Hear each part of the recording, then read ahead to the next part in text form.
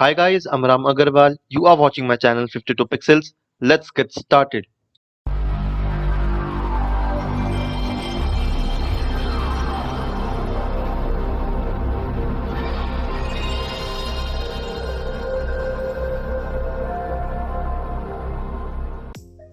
guys, in this tutorial we are going to see what are channels in Photoshop. So, we've been learning everything differently. We've been learning about the layers and we've already learned about the paths and how to add a text to the paths. But we haven't ever learned what are channels, and I guess you might have crossed through what is this channels and what are the RGB red, green and blue colors over here and what is the significance of using it. So well, in this tutorial I'm going to demonstrate you the same, and I'll tell you what is the use of it and how to use it effectively. So well, to get started, these are the images that we are going to work with today, and I'll tell you what channels is. So first of all, if you don't have the channels option over here, what you can do is just go to window, and here you have the option called as channels, so you can tap on it and go over here. Or if you already have it, you must be on layers, you can just go to channels and see these options. So well, once you go to channels, you have these options called as RGB, red, green and blue. So you have these four options, and by default all of these are selected. So basically RGB is a combination of red, green and blue, and as I've already told in one of my tutorials that every image is combined of three colors, that is red, green and blue. When they are mixed and matched with different intensities, all the colors that we see on our displays are obtained. So to get those colors, all the three layers are turned on, namely red, green and blue. And if I turn the blue layer off, the RGB layer in like automatically it turns off, because it is the combination of these three. So only when these three are on, the RGB layer is on. So this is one thing, and these channels are basically used to separate colors from image. So we have learned color range. In color range, what we used to do is just go to select and sample a color. So suppose I want to select this color, I'll tap on it and everything of this color will be selected. So suppose this is somewhat like a dark orange brown kind of a shade, so I can just select this one, and all these rocks and some part of the mountains in the back and the sky will get selected too. But in channels, what happens is it just shows us what components does the image have. So it has red, green and blue. If I turn off the red component, the image would look like this. It's just green and blue. But if I just turn off the green as well, this is just blue. And as we have learned in masking, black colors mean that there is no color, or there's no light of the same particular image, and white part means that there is some intensity or some part of the image. So white means visible, black means not visible. So when we are going to green and blue, it is showing us a color. When we are on red, green and blue, it is showing us the image. If we just remove the red, it's showing us green and blue. And if we remove green, it is just showing us blue. Why is that?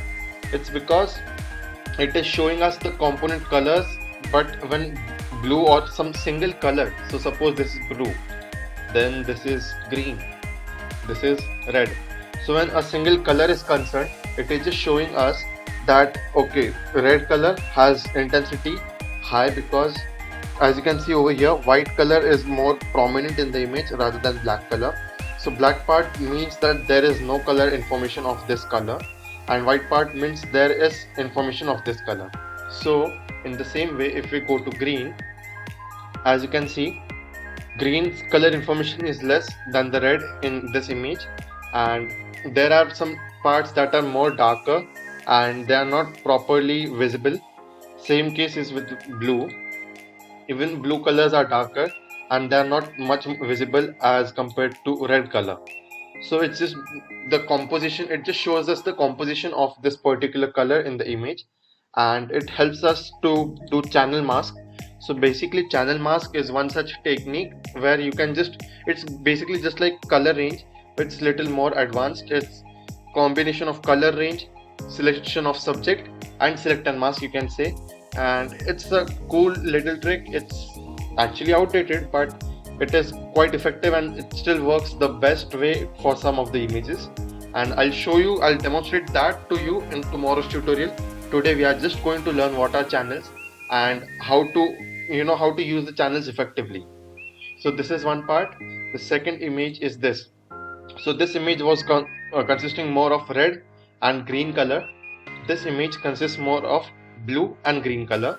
Red is just little part, and green, you can say that there is no green information in this image.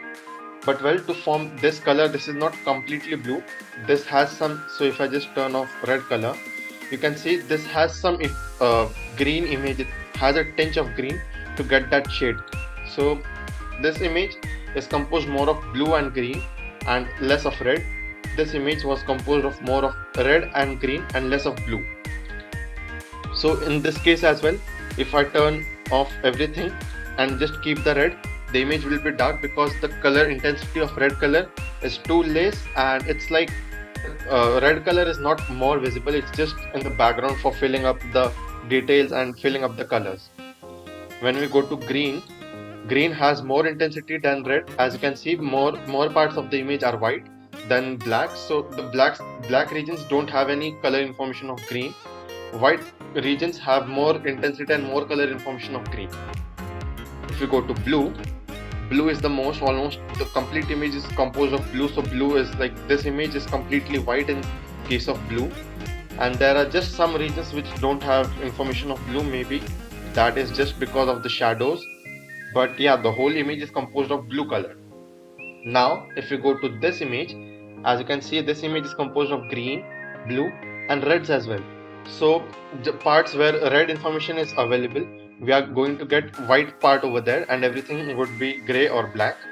The parts which have green information would be white, and other parts would be gray or black. Same way with blue. If the color, like if a portion of image has blue color information, it would be white. The rest of the portions will be gray or black. So let's try it out quickly. So with red, this part has more of red color information, so they are more white. These parts have less information, so they are little on the grayish side, and these parts have the least color information of red, so they are on the black side. Now if we go with green, almost every part of this image is composed of green because it's kind of a forest. So most of the parts in this image are white, except for some parts that are gray.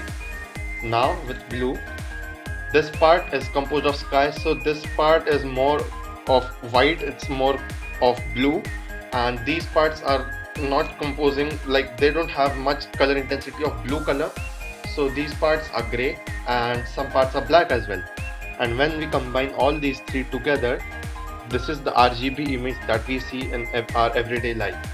So well, this is the shortest introduction I could give to channels and what the color on channels actually mean. Now the second thing is that you can use this channel. So suppose if I want to select this part, I can just use blue channel because it is more in the contrast with the image, and then I can crop it out or select it and mask it and use it in another image.